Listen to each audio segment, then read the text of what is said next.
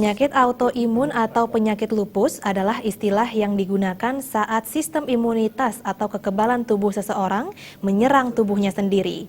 Penyebab kondisi autoimun pada lupus belum diketahui. Untuk itu perlu mewaspadai gejala yang ditemukan pada penderita penyakit lupus, salah satunya ruam pada wajah.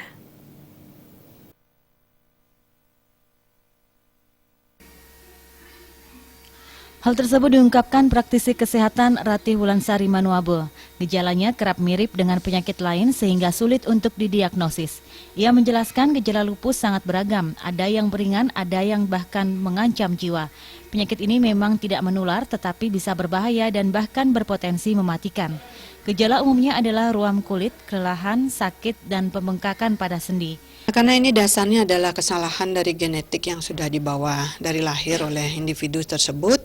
Tentu kita tidak bicara sembuh di sini, tetapi penyakit lupus bisa kita tenangkan atau kita sebut sebagai remisi atau terkontrol. Nah, di sini remisi atau tenang bisa tanpa obat, bisa juga masih dengan beberapa obat dalam dosis yang paling ringan, paling minimal.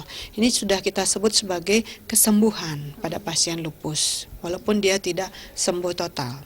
Lupus kerap dijuluki sebagai penyakit seribu wajah karena kelihayannya dalam meniru gejala penyakit lain. Kesulitan diagnosis biasanya dapat menyebabkan langkah penanganan yang kurang tepat. Untuk itu dianjurkan bagi penderita yang mengalami gejala-gejala tersebut segera berkonsultasi pada ahlinya agar bisa segera mendapat penanganan yang tepat. Rati Anggoro dan Ngurah.